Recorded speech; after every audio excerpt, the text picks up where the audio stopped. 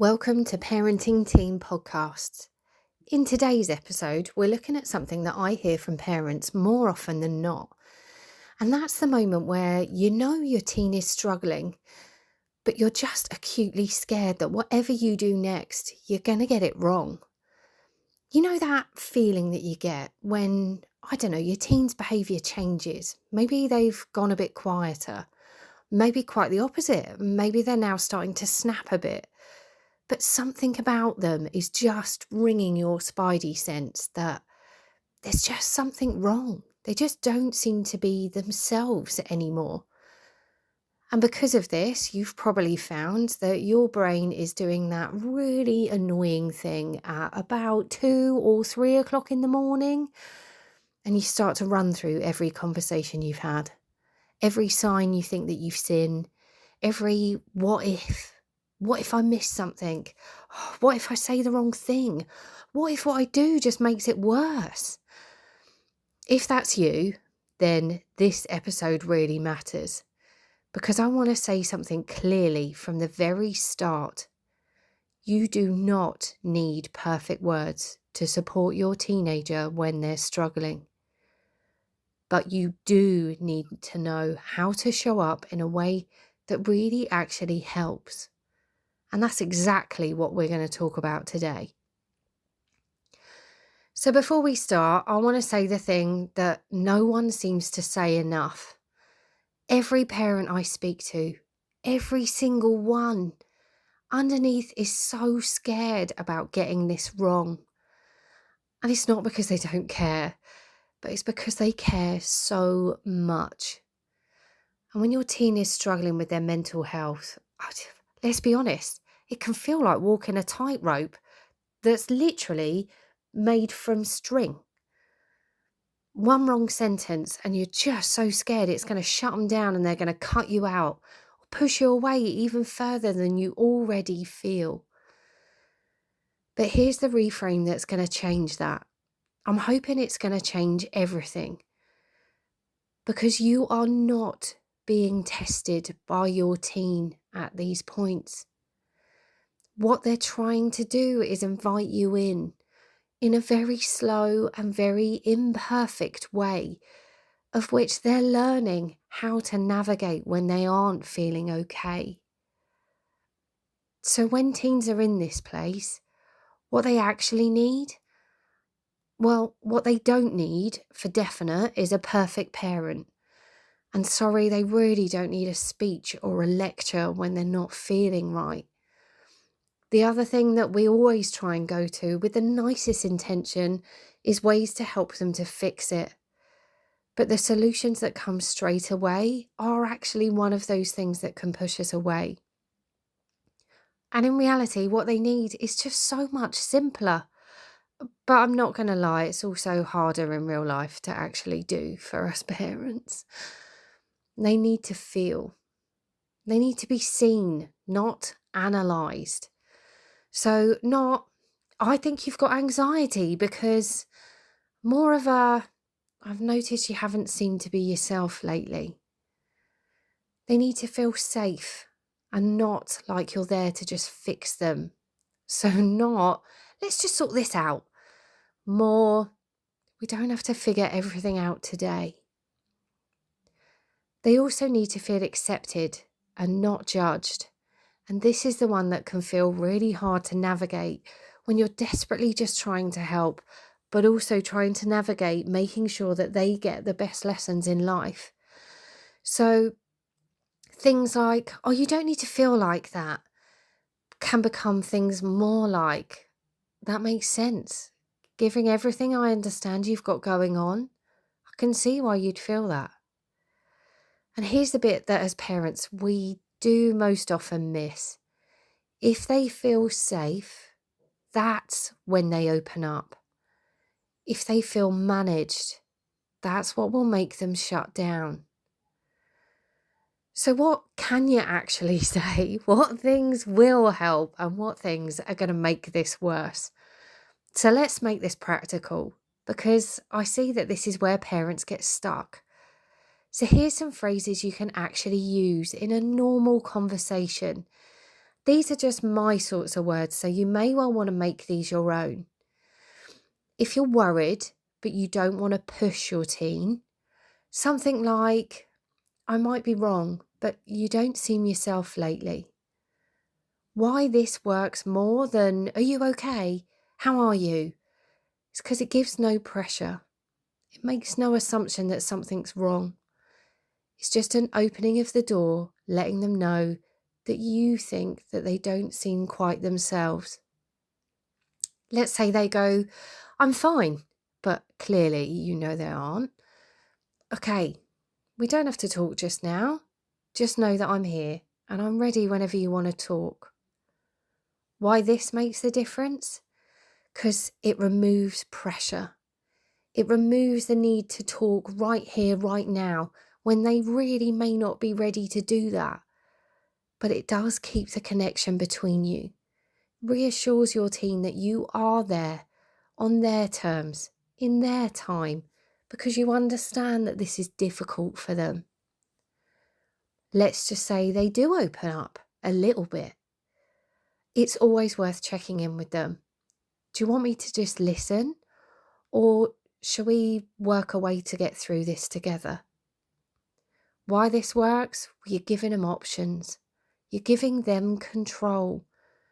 This lowers all those secret messages where they interpret your words in a different way. This will lower any defensiveness. This will help them to see that you are there just to support them, and you'll do this in the way that they feel comfortable to do it, rather than you deciding what the next step should be. Now, if you find that they're overwhelmed, they start to get that this conversation is just a little bit too much, and you can see they're starting to struggle. At this point, something like, do you know what? We will figure this out together. You don't have to carry on with this on your own, and we don't have to do this now. Why this works? Well, you're shifting them from isolation, from feeling the need to have to do this alone to prove themselves, to a place of support, being okay, to understanding that when they do this is okay, but that you recognise that there is something that they might want to talk about. And just to say, I'm not going to lie, this will feel clunky at first. You'll feel a bit like an imposter, like it's all a bit weird because this isn't the sort of thing you've said before. And that's okay. Because let's be honest, you're learning a whole new way of communicating.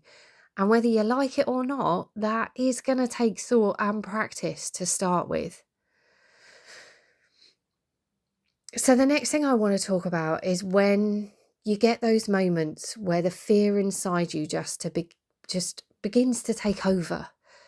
When you're scared, when you're really worried about what's going on, when you're in these moments, when you're really scared, it's really, really easy to slip into asking too many questions, jumping to solutions and fixing, or panicking internally, even though you're doing your utmost uber best to try and hide it.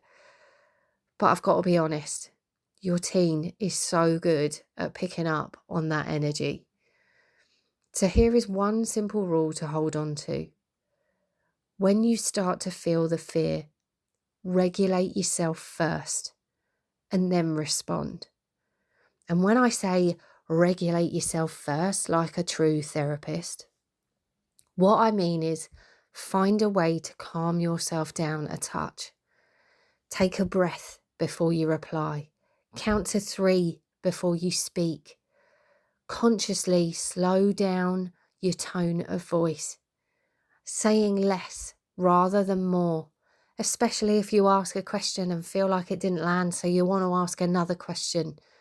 Stop yourself doing this. It just puts across that sign of panic. Maybe even just sitting down so you're not pacing about. Checking your face in any reflective surface nearby. Now, ideally that would be a mirror, but sometimes the microwave is just going to have to do, just to check where you're at, so that you can ensure your fear doesn't spread over into your teen. because calm will always create safety. And safety is what will open up the conversation for you to understand what is going on at the moment. Now, a proper bonus that us parents often overlook is that small things make a really, really big difference when it comes to teenagers. Support really doesn't have to be big, dramatic conversations. In fact, I found majority of the time it really, really shouldn't be. So things to think about, and you'll have heard these before, but sit next to them, not opposite them. Don't make it an eyeball conversation. And maybe talk while you're both doing something. We've all heard of the having a conversation whilst you're in the car. Maybe going for a walk can help. Even if you're doing something like cooking or baking or playing a game, anything that can actually make it not the sole focus of what you're doing is this important big conversation. Maybe just keep it light, regular check-ins. You all right? Do you want anything? How's things going? Just to keep that flow of conversations going. Even something simple as, instead of good day, where you'll get back a yeah, no. How's today been? Out of 10. Get an indication of where things are. Mix things up a bit to get them to think before they respond. Things like this can really open up more. Anything more than never say the line of, we need to talk. That sentence in itself just sets a whole precedence that will shut your teen down before you've spoken a word. So these are things that you can try depending on where your teen's at or what's going on. Things that support them and encourage them to speak. And things that, if you stick along these lines, you can't go wrong. What it will do will encourage your teenager to feel safe to open up to you. And if you're listening to this and thinking, I want to get this right, but I still don't feel confident enough, that's exactly why I wrote my book.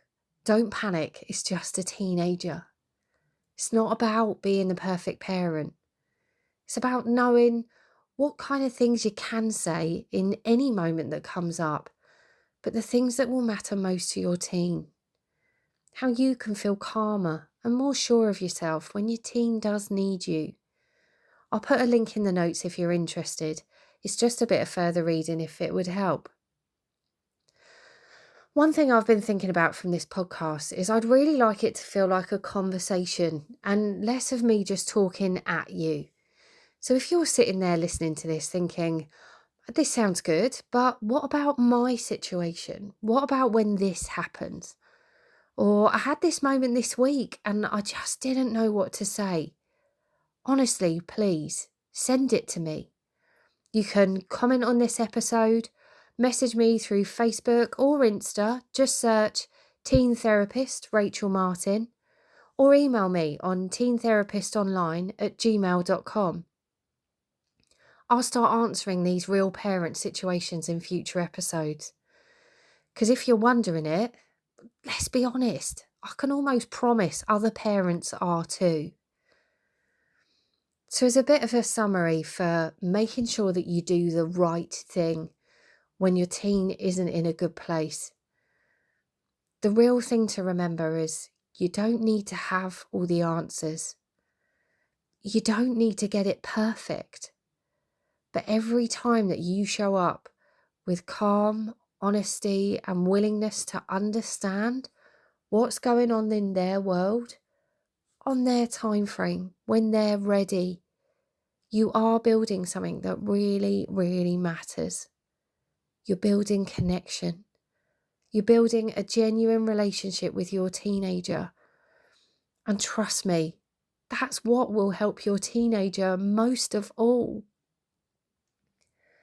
I hope you've enjoyed listening to this episode and it's given you some ideas of things to say and a structure of a conversation that might help if you're having these sorts of conversations with your teen. If you've got any comments or any recommendations for future episodes, please do let me know.